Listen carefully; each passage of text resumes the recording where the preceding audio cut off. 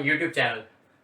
हमने अभी तक मैट्रिक्स हमने पूरा पढ़ लिया है, हमने डिटर्मिनेंट्स में मेजर पार्ट कवर कर लिया। आज का वीडियो एप्लीकेशन ऑफ डिटर्मिनेंट्स या फिर सिस्टम ऑफ लीनियर इक्वेशंस बोले तो इसको हम कवर करने वाले हैं। सिस्टम ऑफ लीनियर इक्वेशंस क्या होता है?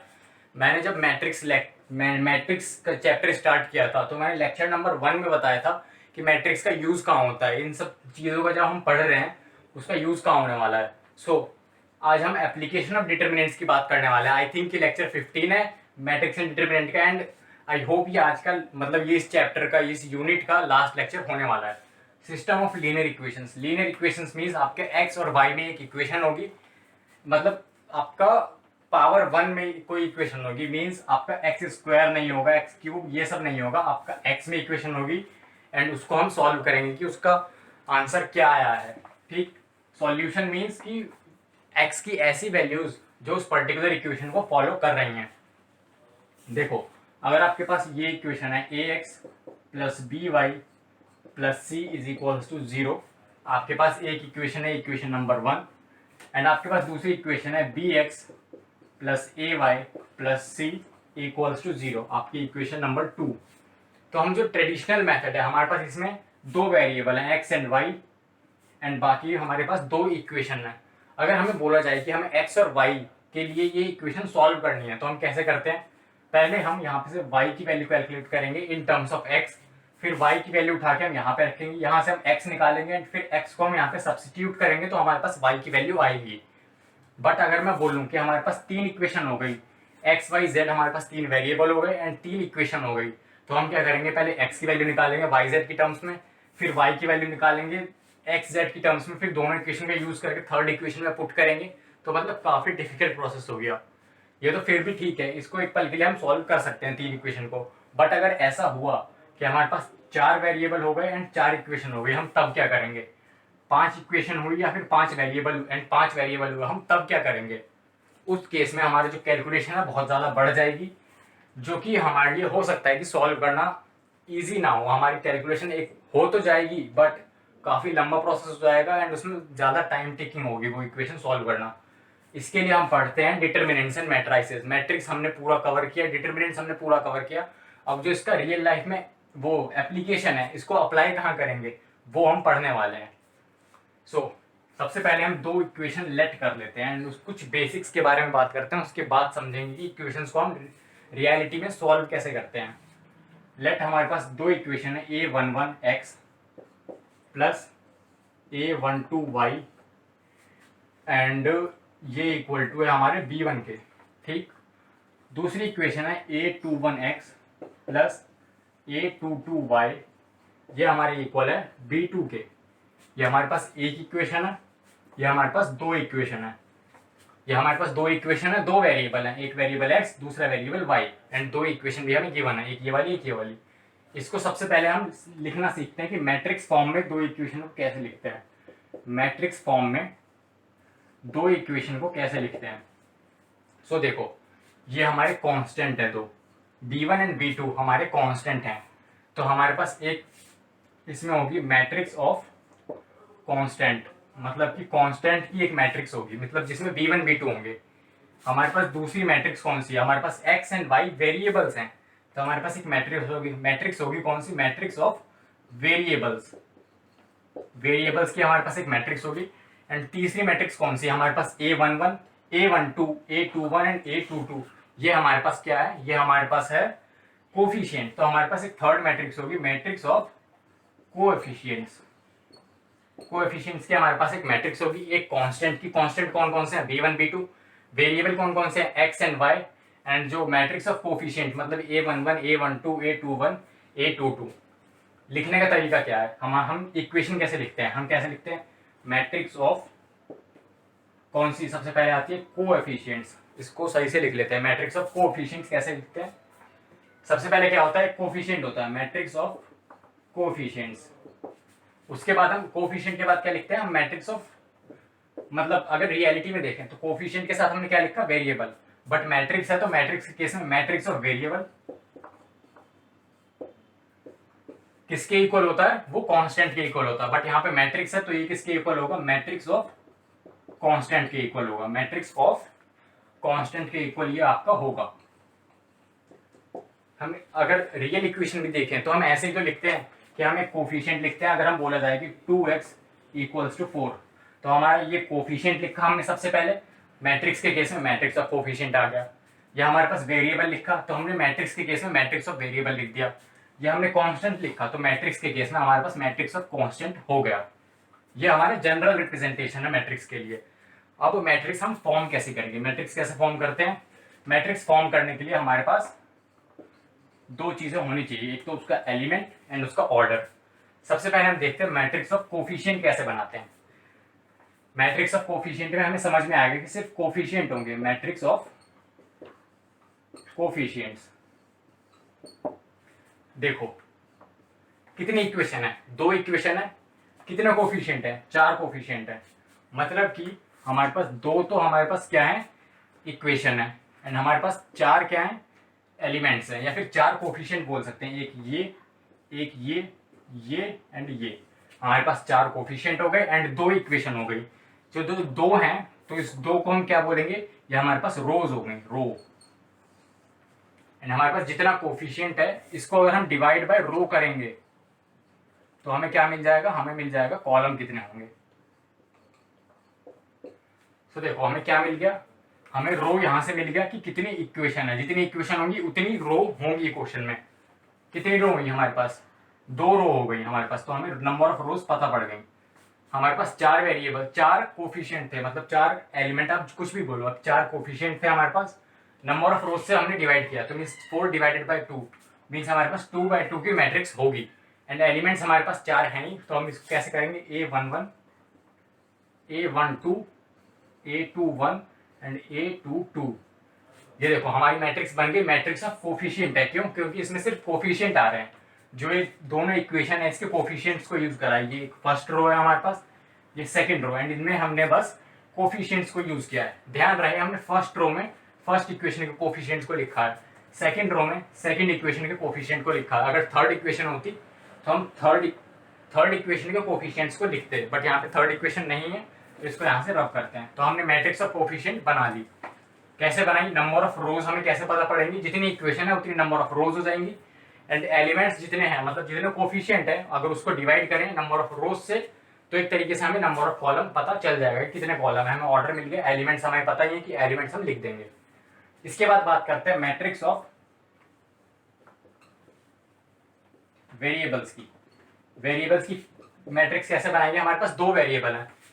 जितने, अब वेरिएबल के केस में हमें क्या ध्यान रखना है कि जितनी इक्वेशन है उतनी रोज होंगी, जितनी इक्वेशन है उतनी नंबर ऑफ रोज होंगी।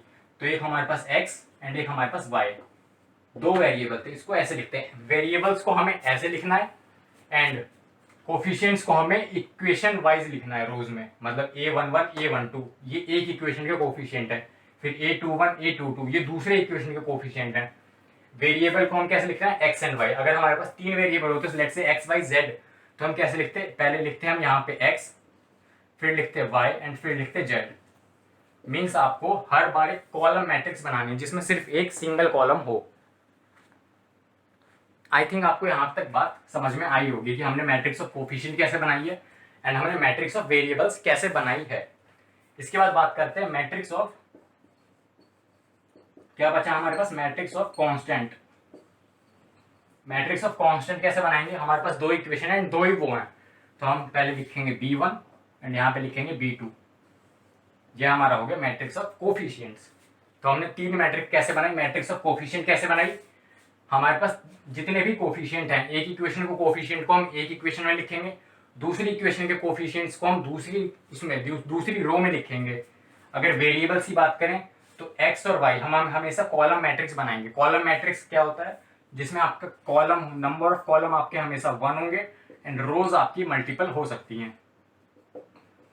हमें हमेशा कॉलम मैट्रिक्स बनानी है मैट्रिक्स ऑफ वेरिएबल में, एंड सिमिलरली हमें मैट्रिक्स ऑफ कांस्टेंट में भी हमें कॉलम मैट्रिक्स बनानी है जिसमें एक कॉलम में मल्टीपल रोज हैं।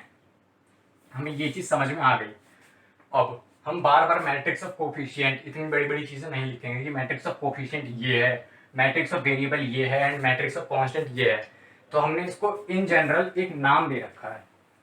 मैट्रिक्स ऑफ कोफिशिएंट को क्या बोलते हैं, मैट्रिक्स ऑफ कोफिशिएंट को हम बोलते हैं कैपिटल ए से रिप्रेजेंट करते हैं, ए। मैट्रिक्स ऑफ वेरिएबल को हम रिप्रेजेंट करते हैं x and matrix of constant को रिप्रेजेंट करते हैं हम कैपिटल B। तो हम कैसे लिख सकते हैं, हमने क्या देखा था कि सबसे पहले हम कोफिशिएंट लिखते हैं a, उसके बाद हम लिखेंगे वेरिएबल ax किसके इक्वल है, कांस्टेंट के equal, ax equals to b। तो ये हमारा जनरल रिप्रेजेंटेशन हो गया मैट्रिक्स फॉर्म में। यहाँ पे एक मैट्रिक्स आपकी a है जो है मैट्रिक्स ऑफ कोफिशिएंट्स, एक मैट्रिक्स है आपकी x जो है मैट्रिक्स ऑफ वेरिएबल्स, एंड आपके पास एक मैट्रिक्स है b जो कि मैट्रिक्स है आपकी मैट्रिक्स ऑफ कॉन्स्टेंट्स। ये हमने 3 मैट्रिक्स बनाई। अब पहले 2x2 का एग्जांपल ले रहे हैं हम, उसके बाद हम 3x3 समझेंगे। आपका 3x3 से ऊपर के क्वेश्चन आपके नहीं आएंगे। अब देखो, आपने ये 3 मैट्रिक्स बनाई एंड तीनों मैट्रिक्स को इस फॉर्म में लिख लिया। इस फॉर्म में हम लिख लेते हैं। देखो आप क्या करना है, आपका अगर एग्जाम में आएगा तो पहले आपको ये लाइन लिखनी है, उसके बाद आपको ए लिखना है। ए क्या मैट्रिक्स, देखो ऐसे लिखना है, ये आया तो आपके पास matrix of coefficient, matrix of variable and matrix of constant. आपने ये चीज लिखी। अब ए क्या था हमारे पास, मैट्रिक्स ऑफ कोफिशिएंट। कोफिशिएंट की मैट्रिक्स क्या थी आपकी, A11, A12, A21 and A22।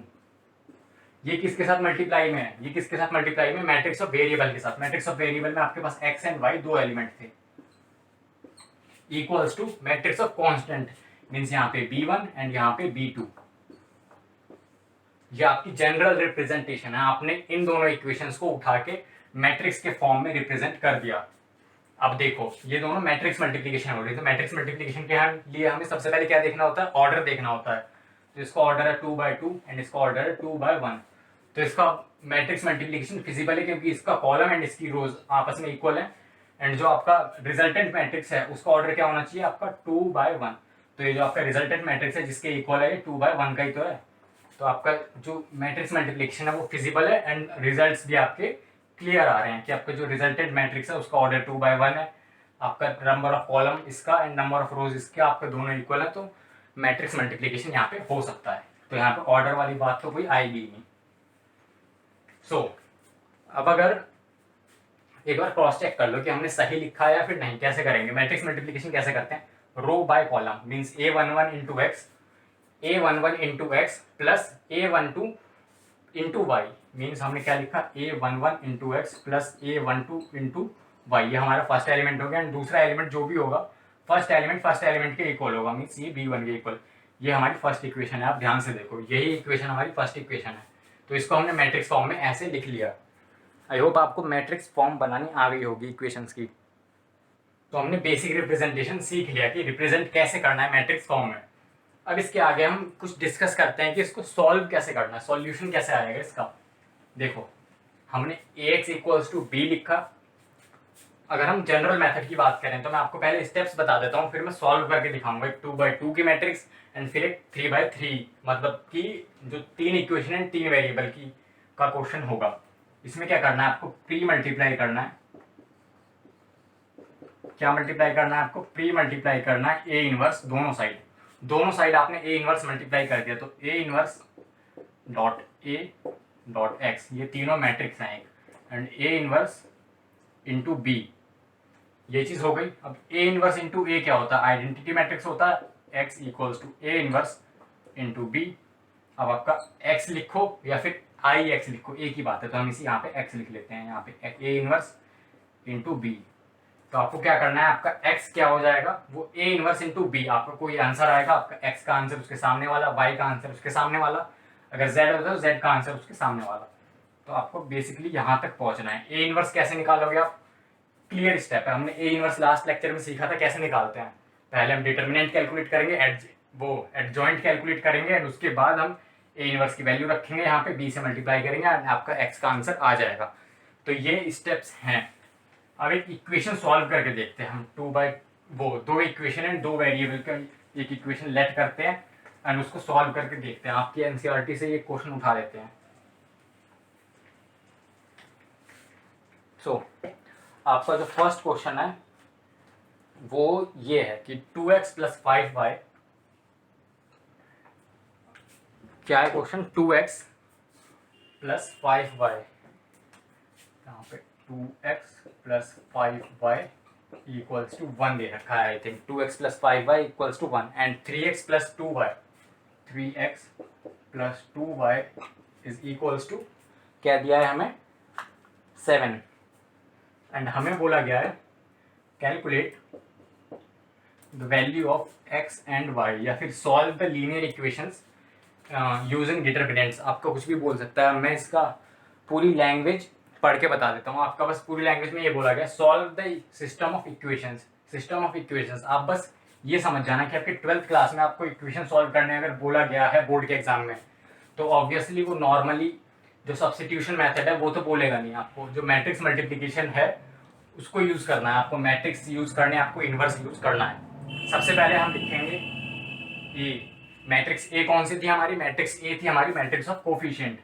कितनी रोज होंगी इसमें? 2 रो होंगी, एंड हर रो में पहले सिर्फ उसके कोफिशिएंट लिखेंगे। कोफिशिएंट पहली रो में कौन कौन से आएंगे? 2, 5, दूसरी रो में 3 एंड 2। ये आपकी मैट्रिक्स ऑफ कोफिशिएंट हो गई। उसके बाद आपकी मैट्रिक्स ऑफ वेरिएबल्स, 2 वेरिएबल है एक्स एंड वाई, हमेशा कॉलम मैट्रिक्स हम बनाएंगे। एंड जो लास्ट मैट्रिक्स है मैट्रिक्स बी, क्या होगी मैट्रिक्स बी? 1 एंड 7। यहाँ पे आपके कांस्टेंट 1 एंड 7 है। अब आपको क्या लिखना है? A X equals to B. आप ए की वैल्यू लिखोगे 2, 5, 3 एंड 2। एक्स की वैल्यू आप यहाँ पे X and Y, and equals to 1 and 7 B की वैल्यू। तो ये आपने मैट्रिक्स फॉर्म में इस दोनों इक्वेशन को रिप्रेजेंट कर दिया। नाउ नेक्स्ट थिंग इज, हमें क्या करना है? अब हमने क्या सीखा था कि अब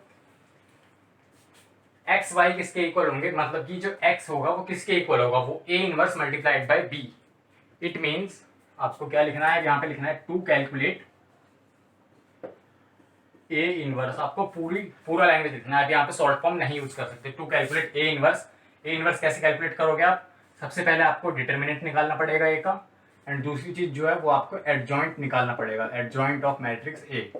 ये 2 चीज आप निकालोगे, एंड इसकी हेल्प से इनवर्स कैसे कैलकुलेट करते हैं वो हम लास्ट लेक्चर में देख चुके हैं।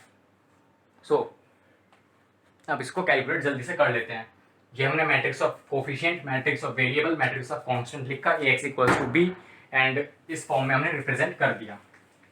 अब हम पहले ए इनवर्स निकाल लेते हैं। ए इनवर्स कैसे निकालेंगे? पहले डिटर्मिनेंट निकालते हैं। डिटर्मिनेंट किसके इक्वल होगा आपका? 2 into 2 means 4, minus 5 into 3 is 15, ये आपका माइनस ऑफ 11।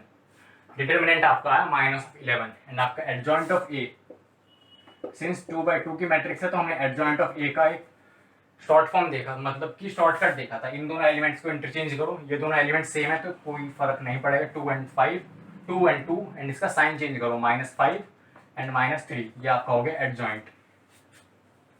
इन दोनों की हेल्प से ए इनवर्स कैसे निकलेगा? A inverse equals to 1 upon determinant of A multiplied by adjoint of A. ये हो गया आपका ए इनवर्स। आप कैलकुलेट करो अब जल्दी से, क्या था? 1 अपॉन -11, एंड एडजॉइंट है यहाँ पे 2, -5, -3, एंड यहाँ पे 2। ये आपका एडजॉइंट निकल गया। देखो एडजॉइंट की वैल्यू रखी हमने, यहाँ पे लिखा हमने जो डिटर्मिनेंट निकाला है। माइनस को अंदर ले जाओ और बाहर 1/11 को एज इट इज रहने दो, -2, एंड आपका यहाँ पे माइनस माइनस +5, फिर यहाँ पे प्लस का 3, माइनस का 2। ये आपका ए इनवर्स निकल गया। बेसिकली ए इनवर्स निकल गया। उसके बाद आपको क्या करना है?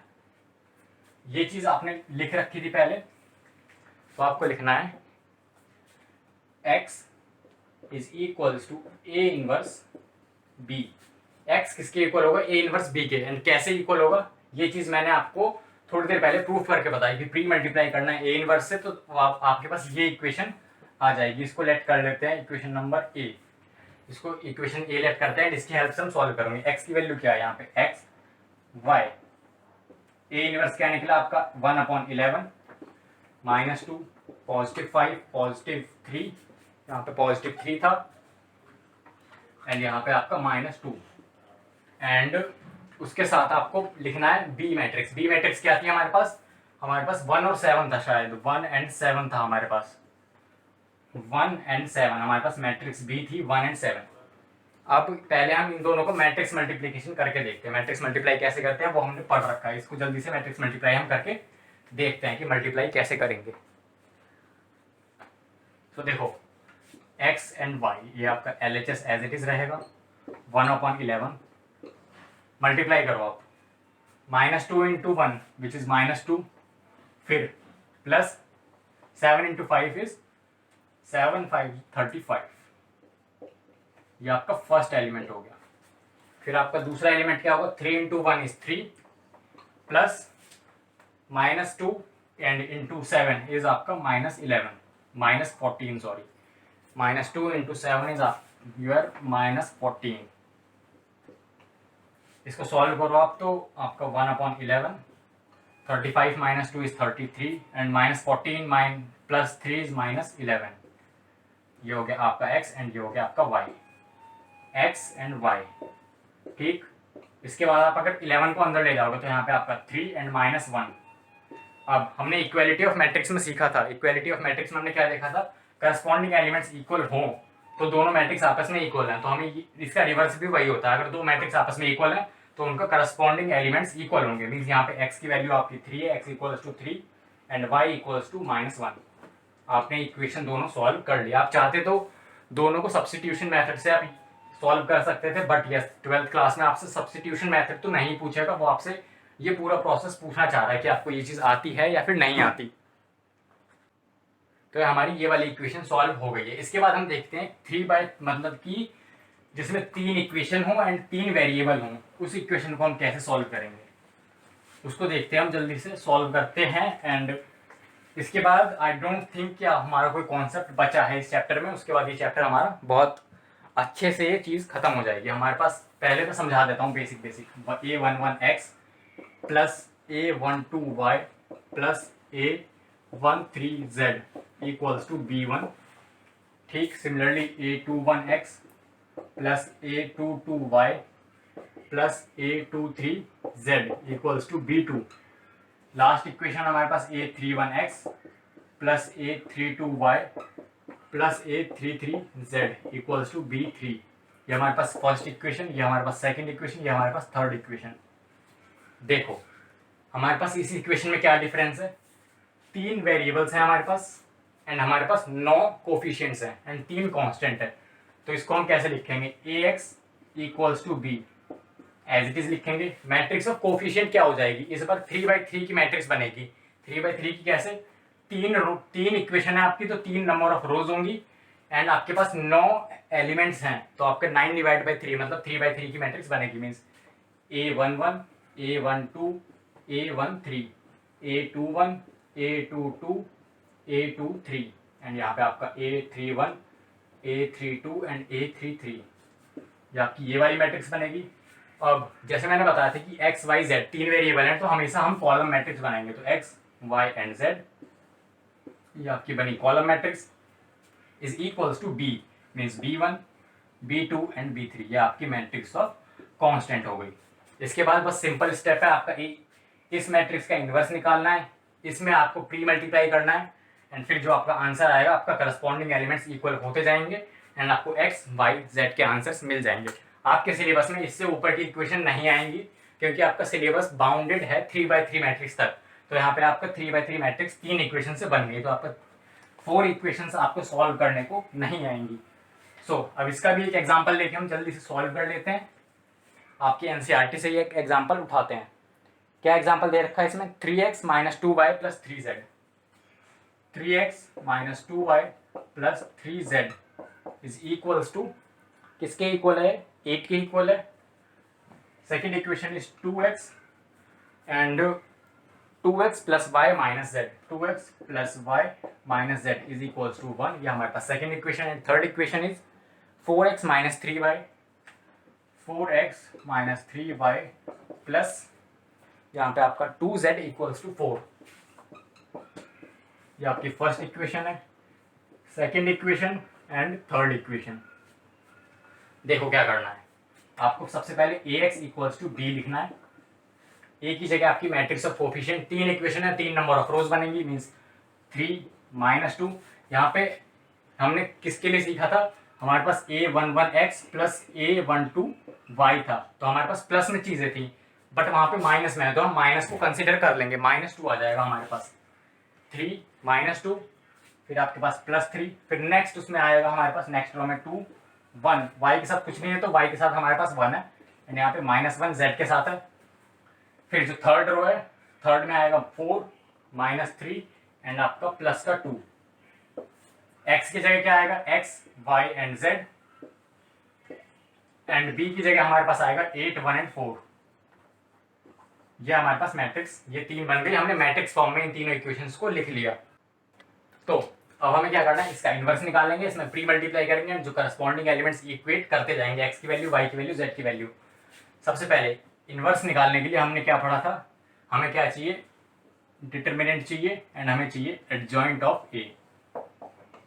हमें ये दो चीज़ें चाहिए तो हम इन्वर्स बहुत इजीली निकाल लेंगे। अभी इसको हम रब कर लेते हैं, इस यहाँ से एंड यहाँ से हम सॉल्यूशन करना स्टार्ट करते हैं। सबसे पहले ए का डिटर्मिनेंट हमारे पास क्या होगा, ए का डिटर्मिनेंट क्या होगा, हमारे पास मैट्रिक्स थी हमारी 3 -2 3 2 1 -1 एंड 4 -3 एंड आपके पास 2। ये मैट्रिक्स थी एंड इसका डिटर्मिनेंट कैसे कैलकुलेट करेंगे, यहाँ पे आपके पास 3 ब्रैकेट में 1 × 2 = 2 -3 इंटू मतलब माइनस का 3, फिर आपके पास माइनस, ये -2 खुलेगा माइनस के साथ, मीन्स यहाँ पे पॉजिटिव 2 आ जाएगा। ब्रैकेट में क्या आएगा आपके पास, 2 × 2 4 -4 मतलब कि 8, 4 -4 आपके पास 8 हो गया। फिर यहाँ पे आपका प्लस का 3, ब्रैकेट में आपका क्या है, -3 × 2 विच इज -6 एंड -4, -3 + 16 एंड आपका 6 4 -10 -30। सो आपका जो फाइनल आंसर है वो क्या हो गया, यहाँ से आपका हुआ 13 एंड -17। आपका जो -17 है वो आ गया ए का डिटर्मिनेंट। ए का डिटर्मिनेंट क्या आया आपका, -17। हमने इसको जल्दी से कैलकुलेट किया है। आपको एग्जाम में पूरा प्रॉपर सॉल्व करके दिखाना पड़ेगा। ए का डिटर्मिनेंट आपके पास आया -17। अब एडजॉइंट ऑफ ए के लिए हमें क्या चाहिए, कोफैक्टर निकालना है हमें। कोफैक्टर कैसे निकालेंगे, C11 C12 C13 C21 C22 C23 C31 C32 C3 and 3।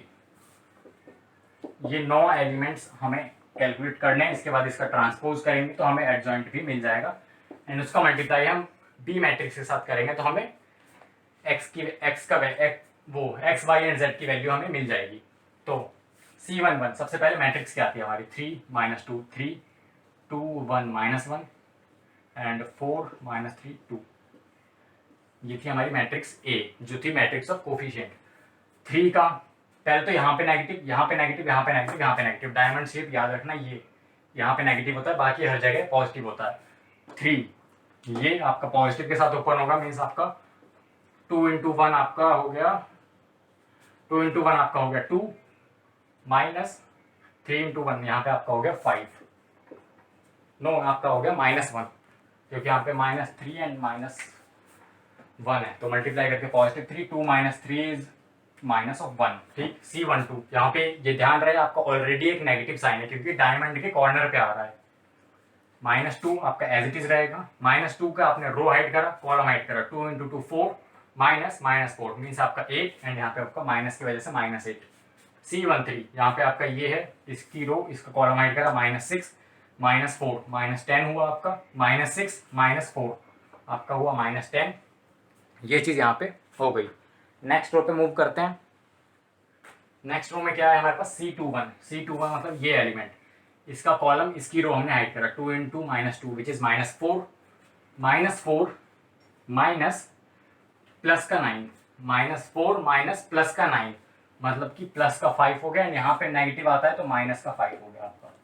C22 क्या हुआ आपका, मतलब कि इस एलिमेंट का कोफैक्टर, इसका कॉलम, इसकी रो हाइड करी, 3 × 2 6 -4 × 3 12 मतलब -6 6 -12 इज -6 एंड C22 पे आपका पॉजिटिव रहता है तो -6 रह जाएगा -6 की वजह से।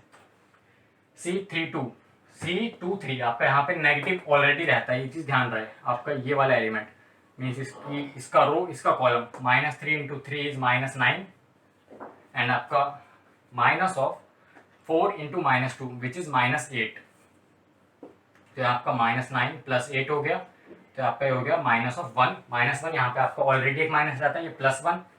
फिर ये 3 एलिमेंट का बचा है, 3 एलिमेंट का भी निकाल लेते हैं जल्दी से। कैसे करेंगे, C31 ये एलिमेंट है हमारे पास, -1 into -2 which is 2 -3, 2 -3 is -1 and यहाँ पे ऑलरेडी पॉजिटिव रहता है तो यहाँ पे -1। फिर 32 एलिमेंट, 32 एलिमेंट मीन्स ये, तो इसका कॉलम इसकी रो हाइड करी -3 एंड -6, -3 -6 इज -9, यहाँ पे ऑलरेडी माइनस रहता है तो पॉजिटिव ऑफ 9।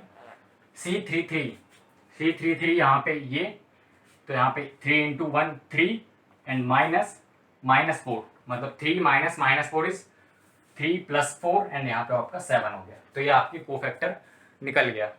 इसके बाद हमने कोफैक्टर की मैट्रिक्स बनानी होती है, एडजॉइंट निकालना होता है, बट हमने लास्ट लेक्चर में देखा था कि हमने डायरेक्टली एडजॉइंट कैसे निकाल दिया था। अगर आपने अभी तक वो लेक्चर नहीं देखा एंड आपको समझना है कि हमने इतनी जल्दी कैसे कर लिया, तो आप वो लेक्चर देखो, उसमें अच्छे से मैंने डिटेल में समझा रखा है कि हमने कोफैक्टर इतनी जल्दी कैसे कैलकुलेट किया एंड एडजॉइंट कैसे बना लेंगे। अब इसके बाद डायरेक्टली रो को कॉलम में लिख दिया हमने, -1 -8 -10, ठीक।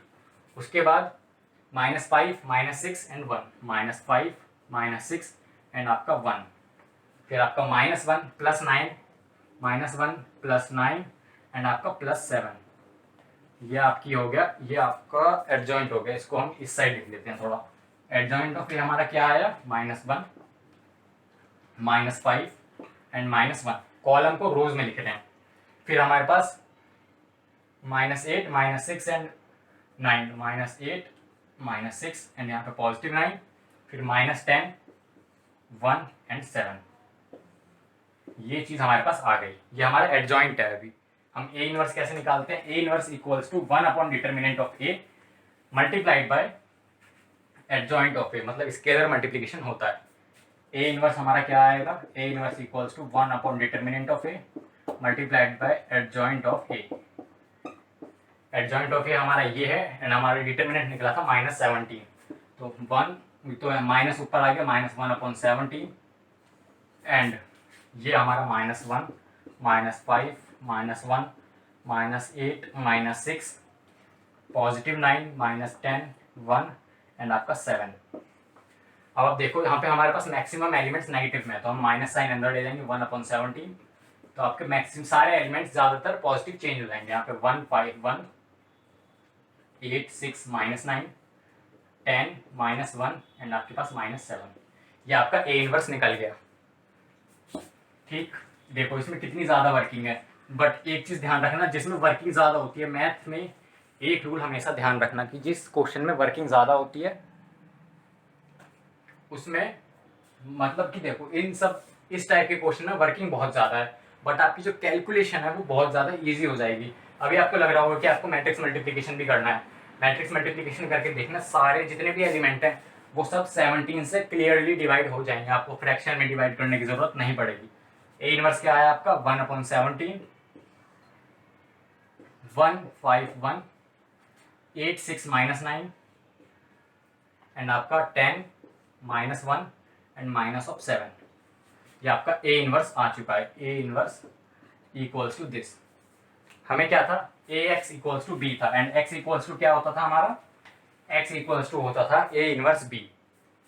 एक्स क्या होता था, ए इनवर्स बी, तो हमारा एक्स था X Y Z, A inverse की वैल्यू 1 अपॉन 17, फिर यहाँ पे ये 1 5 1, फिर यहाँ पे 8 6 -9, फिर 10 -1 -7, आई थिंक यही था।